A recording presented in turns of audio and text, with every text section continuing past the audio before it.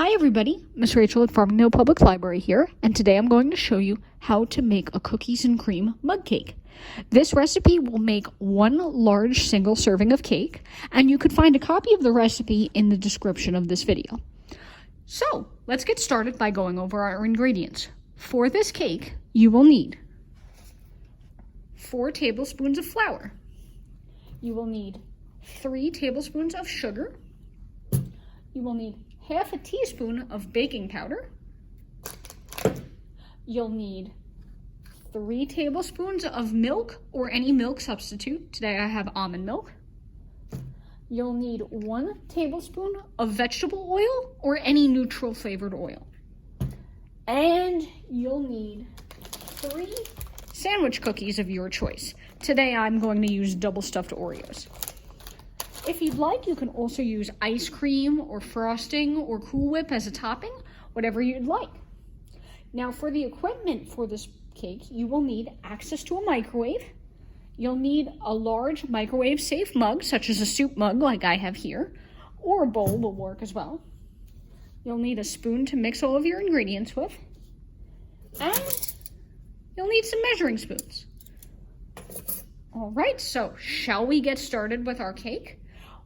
First thing that we're going to do is into our large mug here, we are going to measure our dry ingredients.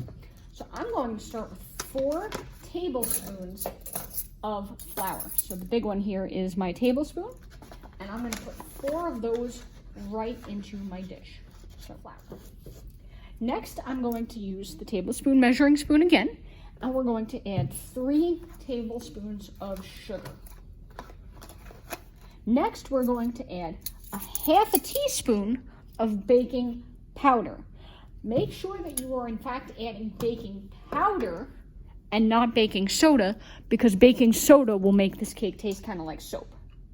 So we want to do 1 level teaspoon, scraping it off the side so it's not too much. And we're going to add that into our dish. Okay. Now with my regular spoon, I'm going to mix everything together so that there's no lumps in my flour or my sugar. I'm going to tap those out, and I'm going to make sure that this is all one uniform color and consistency. Next, we're going to be adding our milk and our oil. So, shake up my almond milk. I am going to add 3 tablespoons of my almond milk. With my spoon, I'm going to start mixing this together. Now it's starting to look, well, like a cake batter, but it's still a little bit dry and crumbly. So let's add our vegetable oil. We are going to add 1 tablespoon. Now if you'd like, you could use a different oil like canola oil instead. Just something that's neutral flavored. You don't want to use something like, say, sesame oil that has a very distinct flavor to it. So there we go, 1 tablespoon. And I'm going to mix this up so that it is a cake batter. And we're going to stir this until it's just all combined so that there's no flour or sugar stuck to the sides of the dish.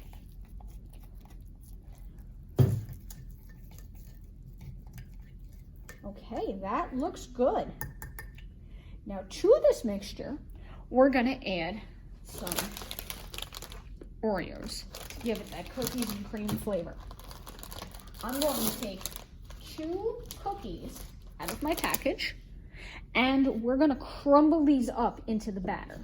So I'm going to start one at a time, and I'm going to break this up into tiny little chunks with my finger. If you'd like, you could also do this in a plastic bag and crush them up on the table. Now, the finer you crush up your cookies, the more spread out they'll be in your cake mixture. If you leave them in large chunks like this, you'll have chunks of cookie inside your cake. But once we've got those inside the mix, we're going to fold this into the cake batter. And if you want, you can use your spoon to crush up some of the cookies a little bit. Okay.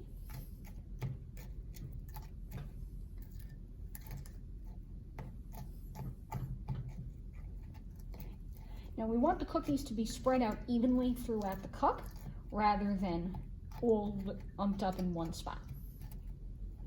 I'm just gonna use this to clean off my spoon and get some of that yummy batter into the cup. Okay, so here is my cake batter now inside my mug. I'm going to put this into the microwave and cook it. I'm going to start with 1.5 minutes on high power and continue cooking it in 30-second increments until a toothpick or a knife comes out clean from the middle. It's better to start with a smaller amount of time and cook longer rather than risk burning the cake. Okay, so I'll see you in a minute. Hi everybody, welcome back. So my cake in the microwave here at the library took 2 minutes to cook. Your cake at home might take a little bit longer or a little bit shorter, depending upon the power of your microwave and also the size and thickness of the mug that you are using. But when the cake comes out of the microwave, it will be very hot, so handle carefully. As you could see from the sides of my mug, the cake did rise up while it was cooking and then fall back down as it started to cool. And this is totally normal. While the cake is cooling, I'm going to take out one more of my sandwich cookies, my Oreos here, and I'm going to crumble this into a little set of crumbs over the top of my cake. This would also be really good with either some whipped cream or some vanilla ice cream, since after all, we've got a white cake with cookie chunks in it. But when it's cool enough to eat and it's cooked all the way through, all you have to do is take a bite and enjoy. Yummy. So I hope you had a good time at this program with me today, and I'll look forward to seeing you again soon at some of our other events. Happy cake eating. Bye-bye.